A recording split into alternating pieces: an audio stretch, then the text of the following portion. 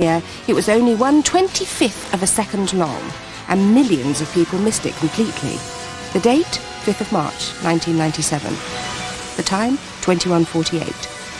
The programme, Brass Eye.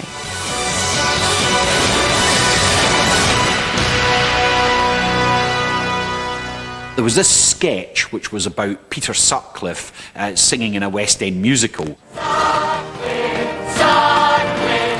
The role includes singing police chases, You'll never get me in the slammer. but finishes with Sutcliffe atoning for his crimes. And I really am so very truly sorry. Michael Grade, who was the chief executive, just did not like the sketch, and he wanted this out. He thought it was offensive to the families that had been murdered by Sutcliffe, whatever. There was a whole range of reasons. Chris was really unhappy. Chris Morris was really unhappy. And he decided, wrongly, that he was going to go into the edit suite and key invisibly onto the backdrop of the film the words Michael Grade is a cunt, right? So which he went and did. Now, he then released this to an internet site, his own internet site, and it became the talk of kind of Media London that this was in the programme. It came back to us at Channel 4, and I was asked to look at the programme frame by frame. Now, I watched this show 3 times, and could I see the words Michael Grade is a cunt? No chance. We then introduced our engineering department, who then looked at it frame by frame by frame by half frame, stopping it at every bit. Sure enough, about 18 minutes into the show, here on the luminous backdrop of a studio set were the white words very vaguely, Michael Grade is a cunt. But you could only see them if you had top-of-the-range electronic equipment, you were a studio engineer, and you had access to the stock framing mechanisms that studio engineers would have. So, for all of those who missed it the first time, here is that infamous flash frame. In 1997, after BBC Two had rejected it for being too controversial, Channel 4 gave us Brass Eye. But luckily, the amount of heroin I use is harmless. I inject about once a month on a purely recreational basis. Fine. But what about other people, less stable, less educated, less middle class than me? Builders, or blacks, for example. Chris Morris turned controversial television into an art form. In one sense, you could put him alongside, you know, the Damien Hirst and Tracy Emin's. The series got 69 complaints. Middle England didn't get the joke. The effects of a heroin overdose are lethal. Yes, in the short term, but there's been absolutely no research into the long-term effects. In 2001, Brass Eye returned for a one-off special, a light-hearted look at the hysteria surrounding paedophilia. Had the king of controversy taken a step too far? It was one of the most high-impact controversies in the history, not just of Channel 4, but in the whole of UK broadcasting.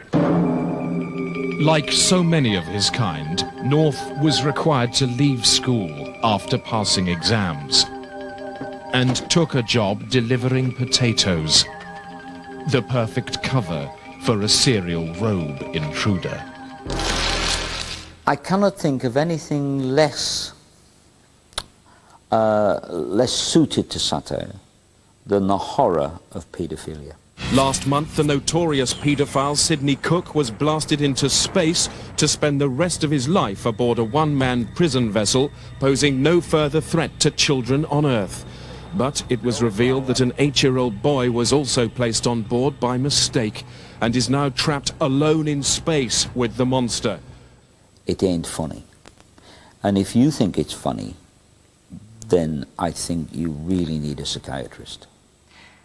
You would have to be quite stupid not to work out that Chris Morris making a satire about the media's treatment of paedophilia, that wouldn't be a controversial programme. And it was obvious that the Brass Eye special was going to cause a lot of fallout. What kind of viewers are going to watch programmes on paedophiles? Surely only the people that are interested in it. The one-off received 992 complaints and second place in the most controversial TV of all time. Channel 4 was today ordered to broadcast an apology for its spoof Brass Eye documentary on child sex abuse. After a weekend of fury, MPs sobered up to call for action, newspapers took time off selling soft porn to go witch hunting, and some members of the production team were even reported to have gone into hiding for a while. People were right to complain. I watched it as any other viewer. and was shocked, as thousands of people have been shocked by what I saw. The newspapers have led the charge. Today's Mail, which months ago ran a piece saying it loved Channel 4, had resumed traditional hostilities. Happy, one might note, to run a picture of bikini-clad child princesses on page 3.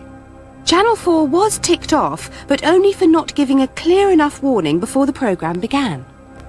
There's a whole programme to be made out of the reaction to that programme, really, which I'm sure Chris is probably working on as we speak.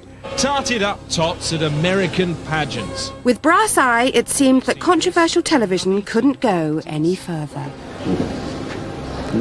Oh, are they real? Well, there. But even this only made number 2 in the most complained about shows on TV. There was somewhere further that controversial television could go to